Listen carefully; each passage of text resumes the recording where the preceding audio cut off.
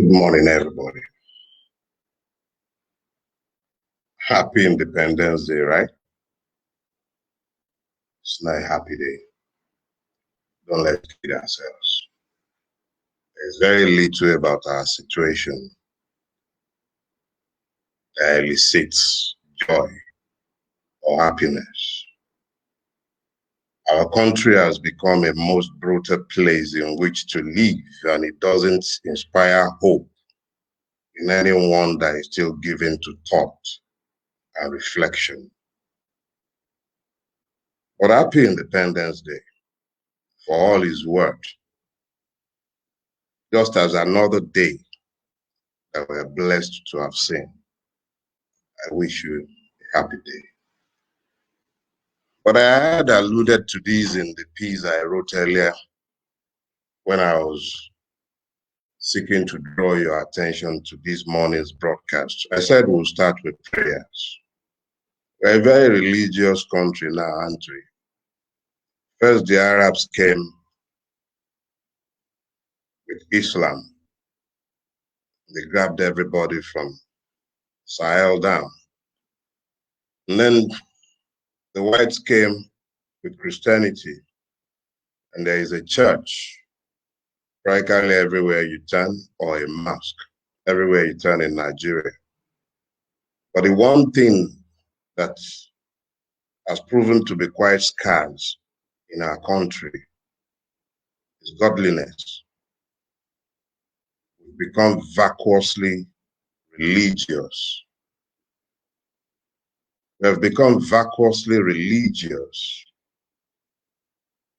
And the vacuousness of our religiosity has affected the totality of the way we interpret life, the way we deal with ourselves. Is not sufficient to change the political class or to tweak the governance system. That will not change Nigeria. Nigerians, we, me, you, all of us, we all need to be taking some pretty hard look at ourselves. There is no revolution that will save Nigeria without a national transformational movement where each and every one of us owns up to our part in the putrefaction that surrounds us, because it has taken all of us to make the mess that our country has become. So yeah, we're going to pray. I'm wearing black specifically because I believe that if Nigeria were to be a human, man or woman, Nigeria should be a grandmother or a grandfather already. But unfortunately, if Nigeria were to be a human being, it should be considered a complete failure and a waste of human life. And that is what our country does on a daily basis. So yeah, we're going to pray. I don't know how you know how to pray. I know that my Muslim brothers cannot begin their tahajjud until after 12:30. You're prohibited by the Quran. So we would allow you to be the ones to close prayers for us when we are done. I'm a Christian. It's the only way I've learned how to worship God. So many of you worship God in different ways as well. But it's very important that God, however you call him tonight, I need you to call him and ask him that each and every person who is responsible for the state of Nigeria the way it is right now, let their lives, their family lives, their personal lives, their health begin to reflect the state of Nigeria. We are a praying nation, right? Let's pray. The way our roads are,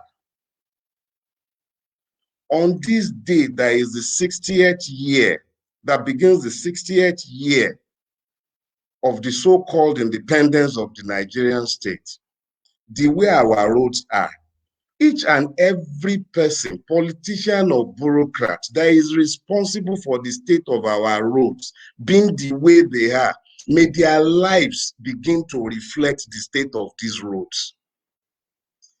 Each and every politician or bureaucrat, whoever you are, be you in private space or a contractor, however you have contributed to the putrefaction of Nigeria, I don't know any other name but the name of Jesus, and he is a man of war. Those of you, however you know how to call him, call God in your own way. Call him.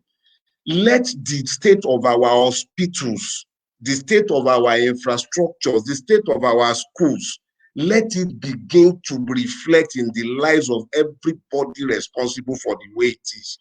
We are meant to be praying, so we should pray. No problem. Let everyone who is conscious of the evil that they have done in this country, whether they are retired, whether they are dead, let their progeny without repentance come to ruination as they have ruined Nigeria.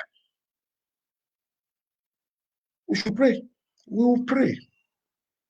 The same way that's caused millions of Nigerians have become refugees in their own land. Heavenly Father, let those who are responsible for this state of affairs, who are promoting war in Nigeria, let war never cease in their household, in their lives. Let war never cease, Heavenly Father. Now that we have prayed,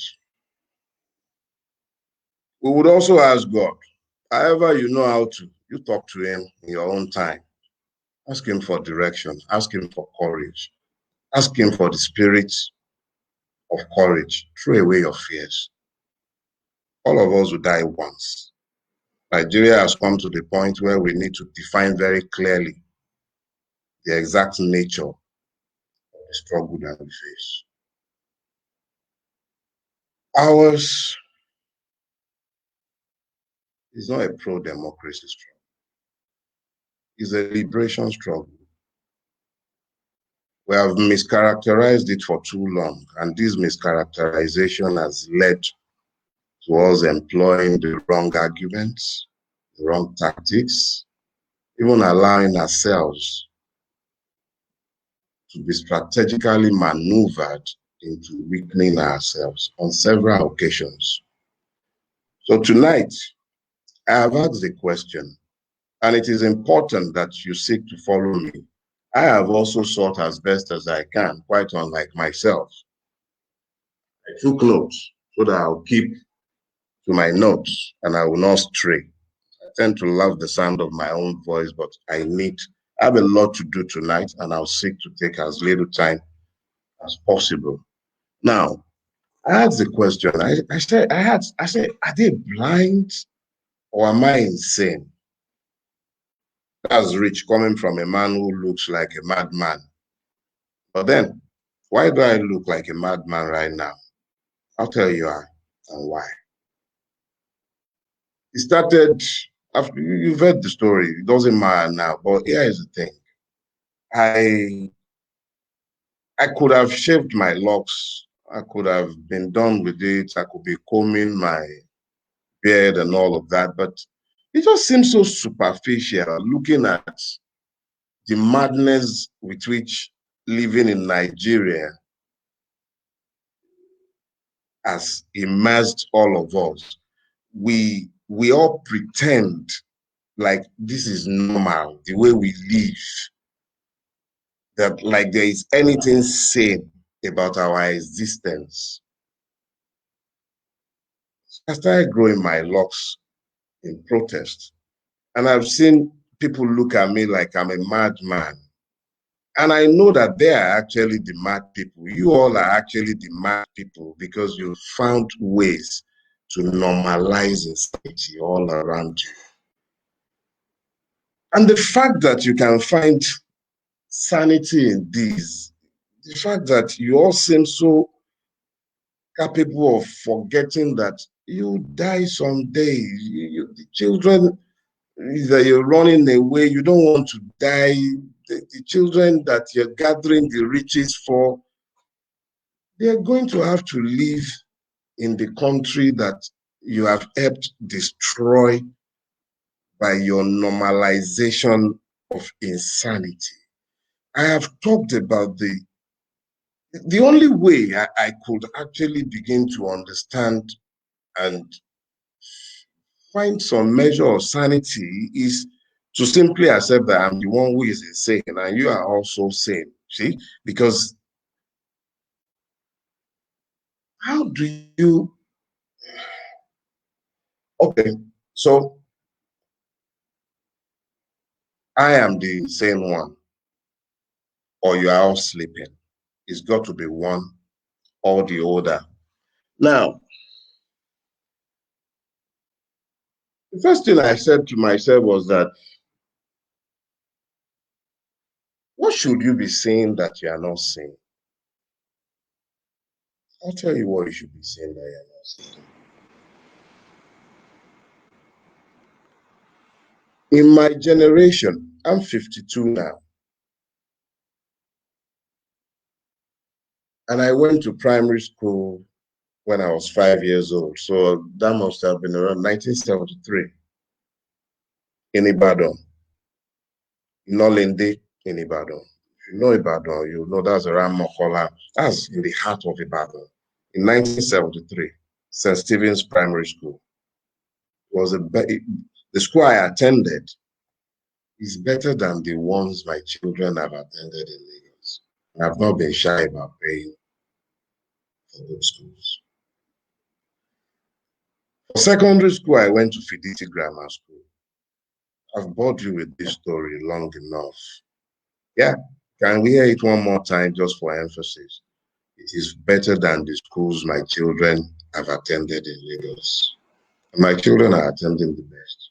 I thank God for the capacity to do that. But how many people can say that?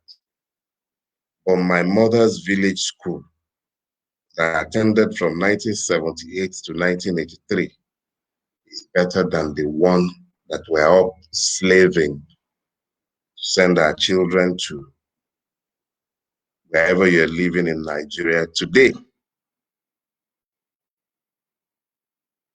And you all think that's normal. Just you discuss inane things. You're not alarmed. In the 60s, the Saudi royal house used to come to the University College Hospital in Ibadan because it was one of the best places for tropical medicine in the entire wide world. It was a center of excellence. What has become of it? How many of us, if our president runs off to England for his year, Madam goes off to Dubai for neck pain. The chief of staff, powerful as he was, couldn't find anywhere to treat coronavirus in Abuja. He came to Lagos to die. And is that normal? We've all become functional local government chairmen in our own spaces. You run your own security, a governor's convoy in the northern part of Nigeria, where it used to be the most peaceful part of Nigeria. Are we normal? Everybody's children, however you have to find the money, even if, look, there is nothing normal about the way we are.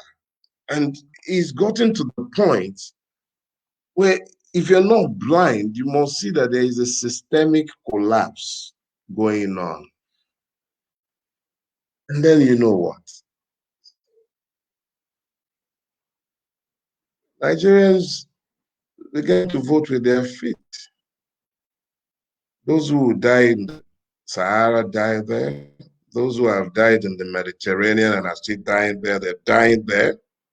So nobody should call Nigerians cowards. In seeking to escape, people have shown unbelievable courage. The question we have failed to ask ourselves is this: what are they fleeing?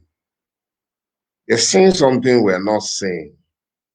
The very best of us are leaving Nigeria and we're fleeing to almost every corner of the world.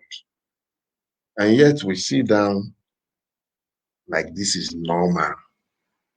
We're just waiting for something to happen. Since when has anyone benefiting from a system changed the system? Why are we waiting to be given freedom?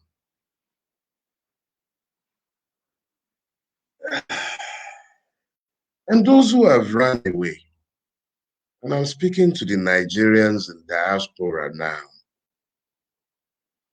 Look at Floyd. Look at what's happened to him. Look at the way Trump is running America. All he's done is taking off the mask. He's not saying anything the others have not said or done in the past. It's about where they've said it, how they've said it.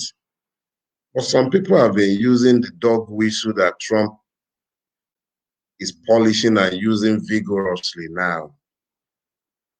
What are we, how many of your children really want to stay in that place? You're the smart ones. You ran away. You have brains. You could see the putrefaction. You could see that every space was being choked. So you ran. Okay, fine. You've run away now. How is exile looking right now, brothers, sisters? I speak with some of you. Places you've gone are not accepting of you, and you're functionally like Abikus. One leg there, one leg here. You're better informed about Nigeria than some of us living in Nigeria. But what can you do to change our narrative? How can you contribute to change our narrative? This is the part where it becomes really important for all of us, those in exile and those within Nigeria. We need to begin to get some things very clear, and I have picked these out deliberately. It takes the deep to call to the deep, and deep things are discussed in the depth of night. If you have taken the time to sit down and wait for this broadcast, then you're deep. I have no money to share to anyone. Oh yeah, and that brings the first thing I need to clarify pretty quickly. We're a very cynical lot as a people, and I can't blame us for being cynical. Nigeria has happened to us in one way or the other, and when that has happened to you long enough, you become pretty cynical. So it's important that I clear this up for you. I have no political ambition. I am not going to ever run for any political office under the 1999 Constitution. If Nigeria one day changes its constitution, I might be interested in something or the other, maybe a councillor, whatever.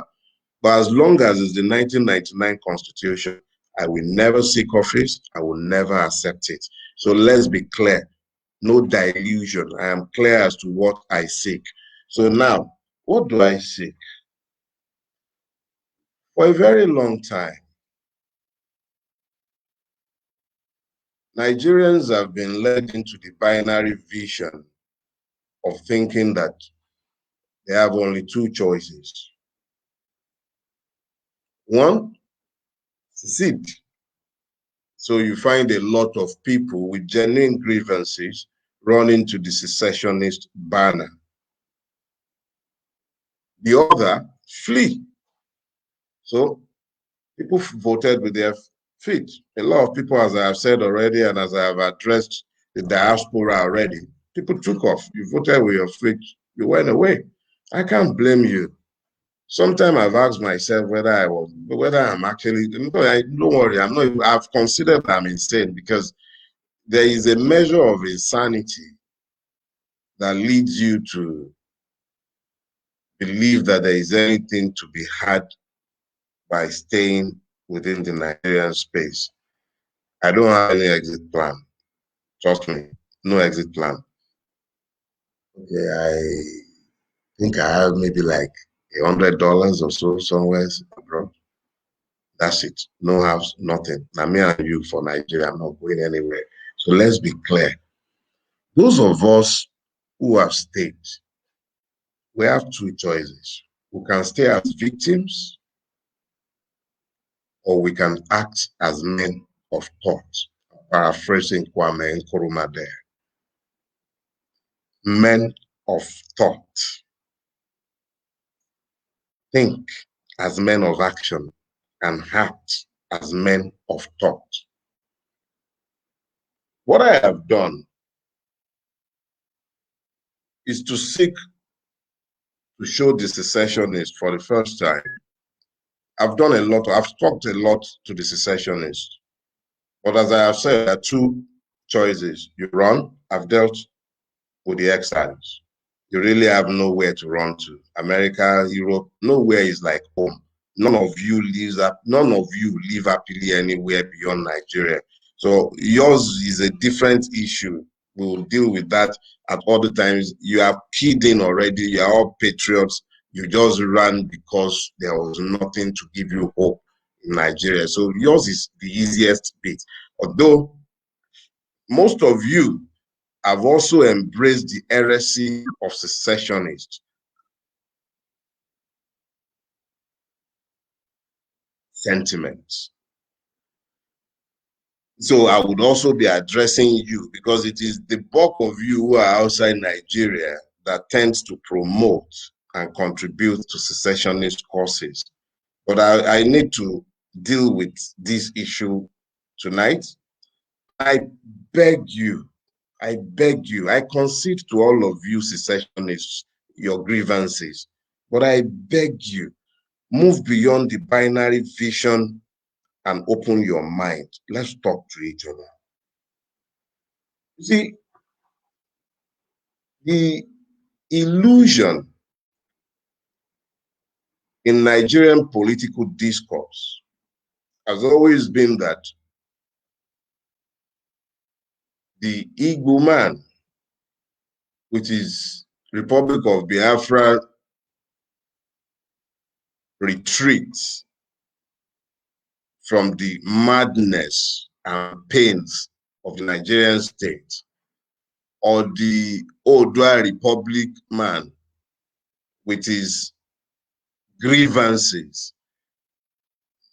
It is interesting to note, and this is very important, it is interesting to note that outside these two large ethnic groups, the Yorubas and the Igbo,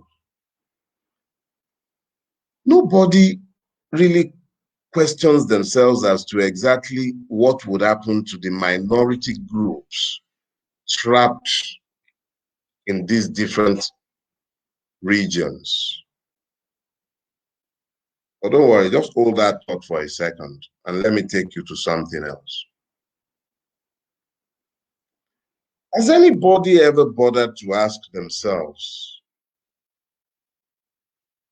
if the Igbos have desired Biafra and the Yorubas have desired Odua Republic, what has been the desire of what we have blithely referred to as Northern Nigeria? Has anybody ever bothered to exercise their brains to think about this? Yes, there's it. You say Northern domination. But inside that terminology are inherent lies. I'll show you one. There was a fictitious tribe in Nigeria known as the Hausa Fulani tribe. There is no such tribe.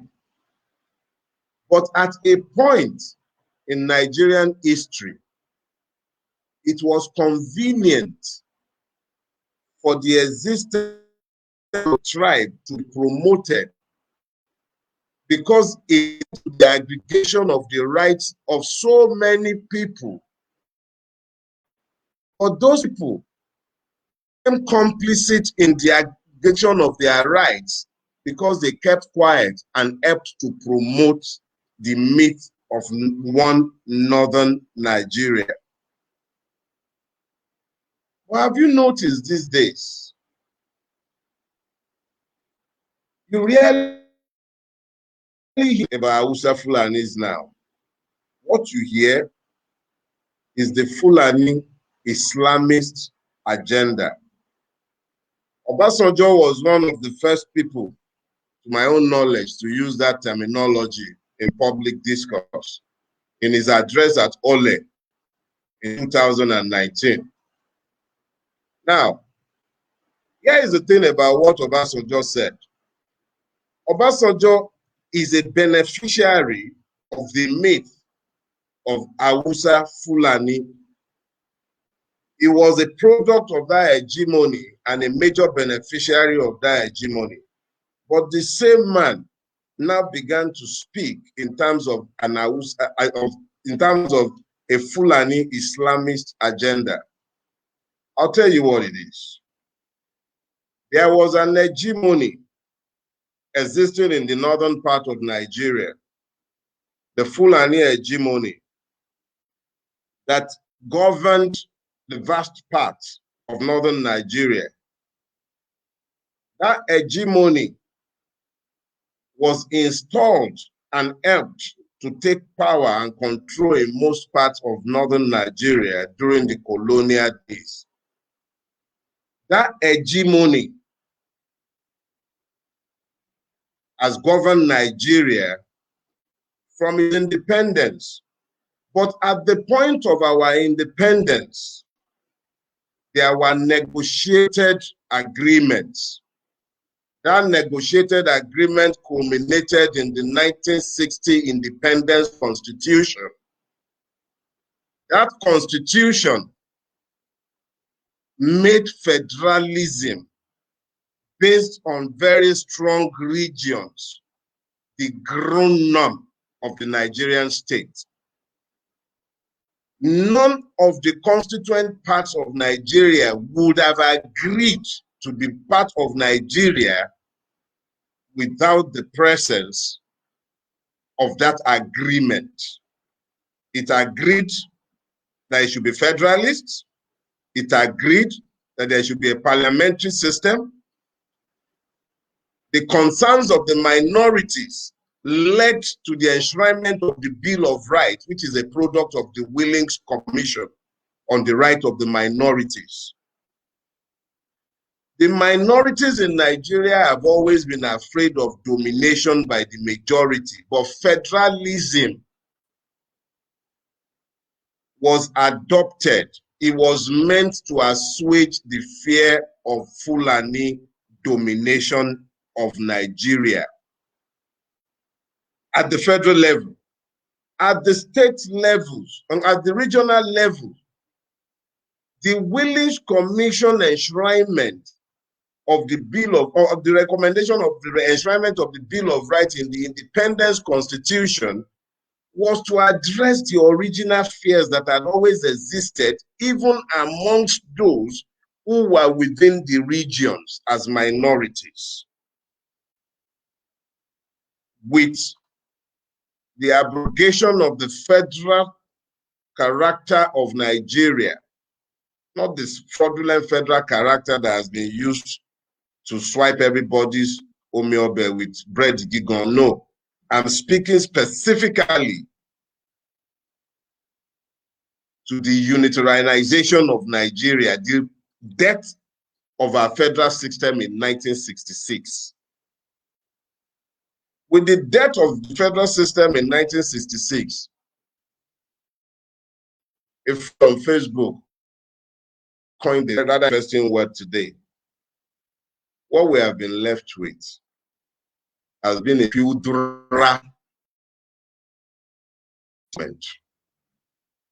Now, let me be clear. Hegemonies have always ruled states, and it has taken the WASP hegemony to develop the American society that Mr. Bush is trying to do.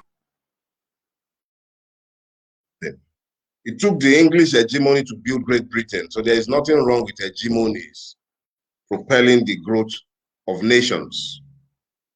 But the worst instinct of the feudal system that has overtaken Nigeria is what has ruled Nigeria.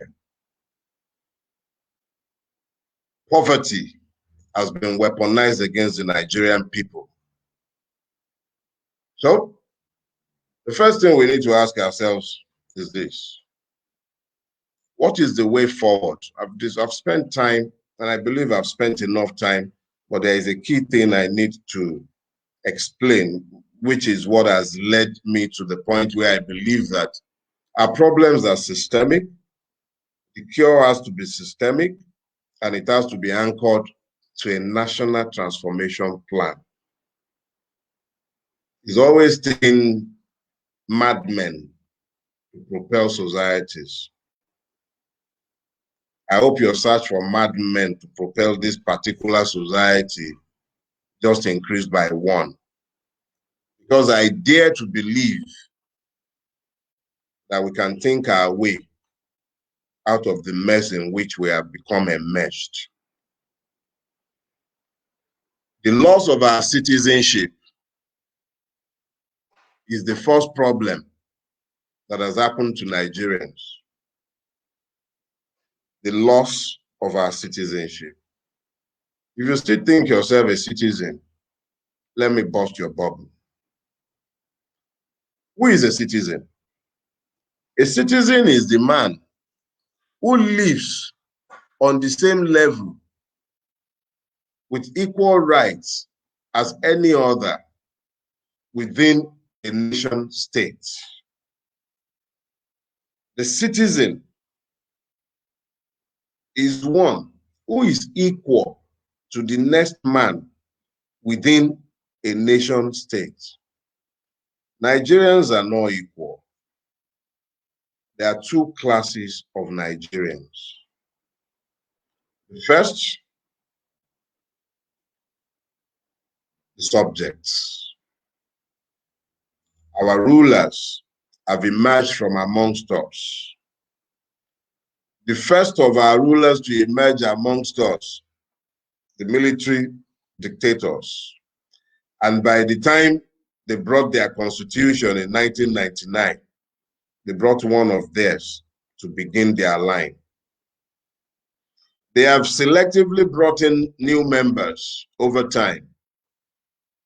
But what has happened today is that Nigeria has become a place where the focus of governance is on keeping the rulers in style. And we, the people, we no longer matter. Those who speak in secessionist terms ignore to focus on the fact that our mad federal, sorry, I've already said it's not federal, but at least for the sake of classification, our mad federal system has assured that as at today, the people who are ruling us are our own. No Fulani man has ruled my home state or Lagos or any other state for that matter. We have been ruled by our own. The Igbos have been ruled by theirs. We have been enslaved by our own. That is what has happened to us. So if we truly want to be freed of the shackles, we have to look to the system that has governed Nigeria since 1966. That's 54 out of 60 years. If you keep doing the same thing and you keep getting the same result over and over, you should begin to ask yourself some key questions. Personnel changes will not save Nigeria. By the time we started out in 1960, the occasion we seek to be commemorating today, as at that time, we started with a federal system, as I have said before. The draft constitution that I have shared with you severally, that is also annexed to the book Do Not Die in Their War, and which is available for free download on my website, dailyfarotv.com. I've shared the highlights, but it bears sharing with you just for the sake of emphasis and just so we begin to ignite and spark the discussion. The proposal I have placed forward seeks a return to the regional system in Nigeria, a return to federalism, and it seeks a return to 6 semi-autonomous regions comprising of the Northeast, the Northwest, the North Central, the South-South, the Southeast, the Southwest regions, and a federal capital territory. Each region would have its own constitution. There's nothing novel about that. That was the way it was before the Khaki Boys showed up in 1966. Resource control. Regions are to control their own resources. Regions should keep 70% of their income and pay to the federal government 30% of the income from the region. The federal government will pay 10% of such receipts into a distributable pool. I also proposed, or shall I say we, because I'm not that brilliant. I had the help of some of the most brilliant legal minds that I've worked with, Mr. Ralph Nwoke, a partner in the law office I co-founded, worked extensively on this, and any credit should go to him. We have also said the federal government will keep 70% of resources from levies on export and import, and 30% will be paid into a distributable pool account. The federal government will collect and keep all taxes on income of companies doing business in Nigeria and taxes on all transactions relating to banking. These are, then we said the money in the distributable pool will be distributed equally to the regions on the last day of every calendar month or such other dates as the House of Representatives may prescribe. Our proposal is that the federal government would operate as a parliamentary system with a bicameral legislature, which will comprise of the House of Representatives and a largely ceremonial House of Elders. These are definitely not full-time professional politicians as we have right now. Second thing is that the members of the House of Representatives will be popularly elected from the regions, and the party in the majority will form the government, and a prime minister will be elected from the House from members of such a party. Members of the House of Elders. I think in order not to drag us too far, let me just deal with the highlights. The police force will be federalized properly. There will be a federal police force and there will be regional police. Now, I have heard all sorts of arguments against regional police, but we are not stupid people.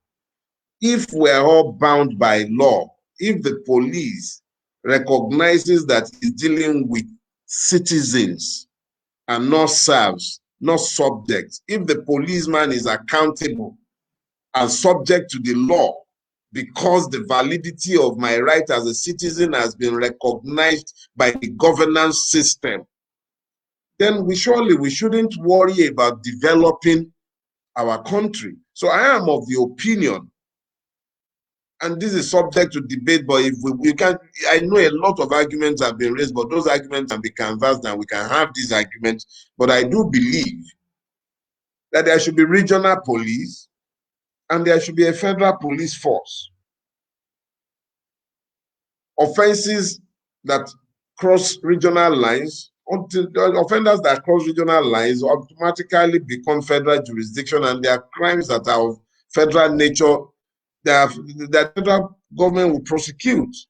The issue of origin, we are of the opinion that every Nigerian should be deemed an indigene of the region of his birth and should be accorded every right of an indigene as an indigene of that region, provided that upon the attainment of the age of 18, person may by sworn declaration adopt the region where his father was born as his own region. And the second thing is that we believe that anyone born outside the shore of Nigeria should be deemed to be an indigene of the region of his father, or if he is born to a Nigerian mother, of the region of his mother.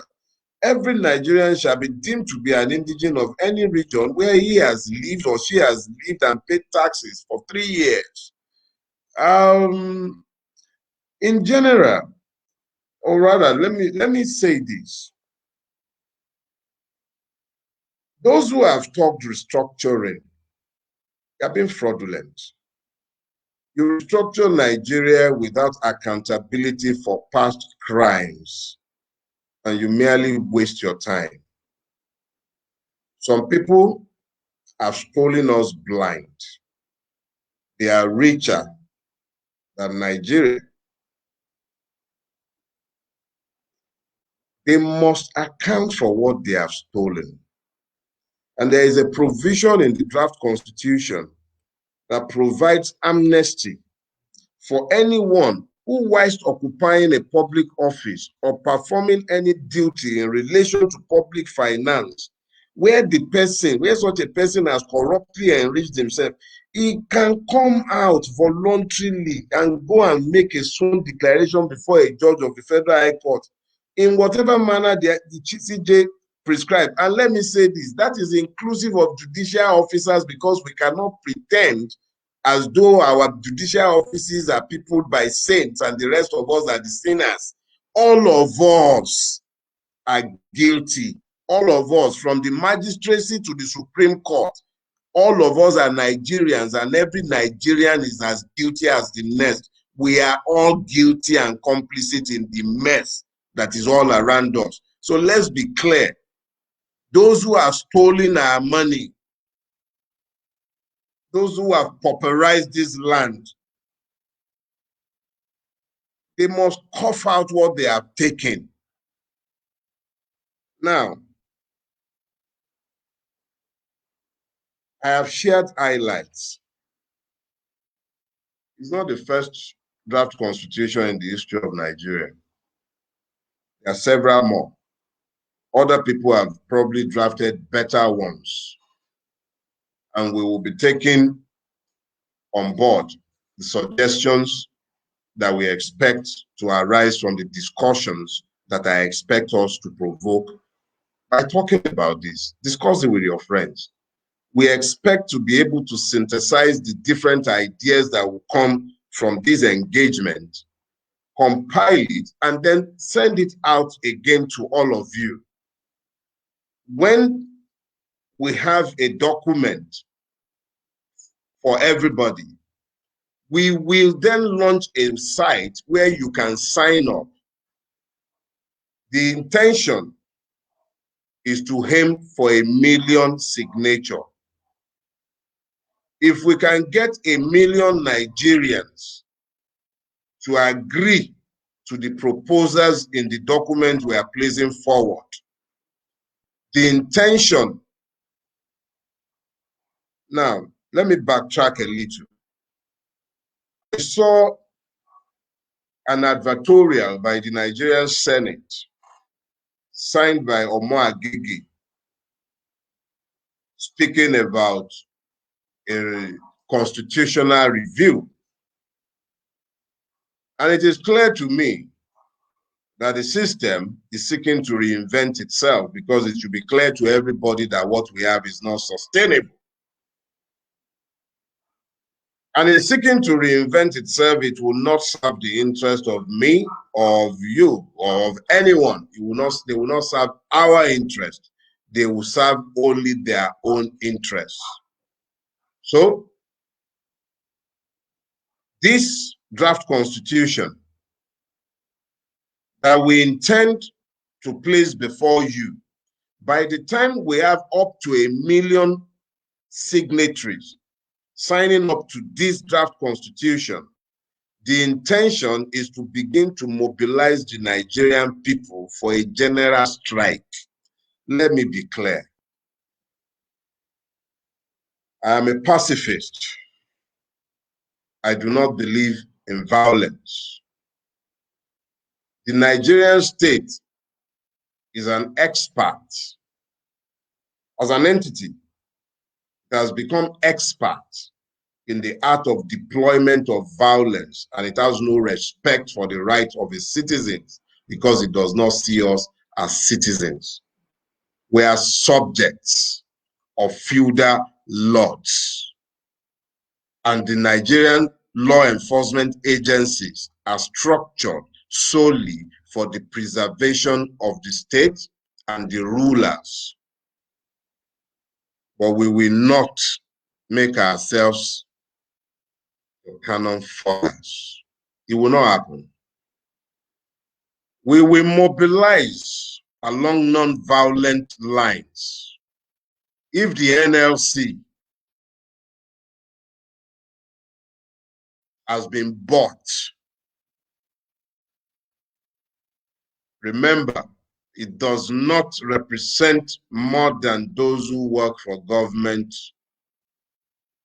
and they represent less than 10% or by far less. I'm not sure of the statistics, but I know that if you, in your own space, in your spaces, begin to speak to yourselves and understand that this is not about a change of government in 2023, it will solve nothing. It's the same political class. Yamu was in PDP last election. This election, he was in APC. Obaseki got his current tenure under the APC. Today, he is in PDP. Atiku, Ribadu, they are in-laws. And you guys are busy fighting each other. Oga Pastor, our VP professor, is in-law to Shagaya. And you guys are busy fighting yourselves. The commonalities of our afflictions should be clearer to us than it has been. And I don't believe that the problems are merely curable by changing the system as I propose. There must be a transformational movement. We must realize our role in the liberation of the Black race. We have nowhere to run to. If we let things continue the way they are, Nigeria will implode. Now, I know there are several comments I see about 69. I can't open. I'm not so good with techie things, but I promise. I know there will be several questions. I promise. Within the next 48 hours, I will address each and every one of those questions. This is a process. The Take It Back movement and Yele have called protests for this morning, for today, October 1. It is the inalienable right of any citizen to protest. If Nigerians are truly citizens, the Nigerian police have no business firing tear gas or intimidating peaceful protesters. But I know that the Nigerian police is not structured to respect the right of Nigerians because we are not treated or seen as citizens. But I would like to have a word with the Nigerian police and the law enforcement agents who will be asked to go out tomorrow to go and shoot fellow Nigerians. Have you noticed how they kick you out of the barracks once you are ill, injured? Have you noticed how they kick out your colleagues' wives and children when they die in the line of duty? Have you noticed it? Have you seen that your children attend the same dilapidated schools as everyone else's? Exactly what are tomorrow's or are this morning's protesters going to be asking that are inimical to your own interests? How does their protests infringe on your rights. My brother in the DSS, whatever law enforcement agency you work with, may I remind you that this rapacious system only takes care of the rulers, and you are as much a victim as the people on whom you are going to be asked to turn your guns tomorrow, or rather this morning. Let me assure you, there shall be a reckoning one day. The first condition of the human spirit is justice. And however long the injustice persists, it ultimately crumbles. Eventually, in time, evil loses. Don't be on the wrong side of history. These are young men and women desirous of having a country they can be proud of. Don't turn your guns on them. Don't shoot your tear gas. If anything, provide them security. If anything, the rulers have their thugs that they usually unleash on us when we go out there, complemented by policemen. Don't allow yourself to be shamed. Walk away from that. I support the right to peaceful protest, and everybody who is going to be going out today, I ask that you just keep your chins up. Nigeria can be better than it is, and it will be better than it is. It takes the conscious effort of the conscious to make it better than it is. I do not presume to have a monopoly of wisdom. I'm probably one of the stupidest men that ever walked the face of this world. But I know the way we are is not normal. There's nothing normal about this. And we ought to be better than this. First, it was the South Africans. Now it's the Ghanaians. Dubai now says we can't come again. They don't want to see us in the Gulf states. Nigerian ladies are being sold as sex slaves in the Gulf. We have become items, merchandise in the slave markets of Libya. There's nothing normal about this.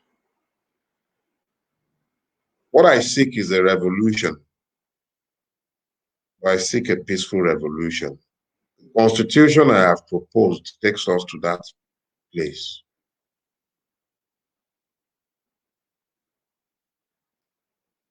My Muslim brothers, we began with at least I began with the Christian prayer. And like I said, we didn't have tahajjud at the hours that we started out at midnight. But it's almost 1 o'clock now. And I know that in Islamic tradition, you're allowed to say your prayers now. You should pray for our leaders. Sorry, Daddy. Pray for our enslavers or would-be enslavers, our rulers. Pray for them. That God afflicts them exactly as they have afflicted us. And that they know no peace until they have given us peace. That even in their graves, they shall find no peace because they have not given peace to Nigerians. Pray, my Muslim brethren. Pray. Let us speak into the womb of the day. This is the 60th year when we have exchanged one colonizer for another. It should end now. It should end now. And it has to end now. I wish I can wish you a happy Independence Day, but I can't. I can wish you one in which you spend time to reflect. Think. Go to dailyfireultimate.com. Download the PDF version of the Constitution I just shared with you. We'll be happy for your comments and for your feedbacks. It is my intention to ensure that an updated version taking in your suggestions as best as can be done will be available for everybody soon. Thank you very much for your time. God bless Nigeria. I pray no blessing on our rulers. I pray blessing on each and every one of you. And I ask that God's mercy save us all. Nigeria is a bad place. And it will take courage to pull it back from where it's been pushed. Good night, everybody.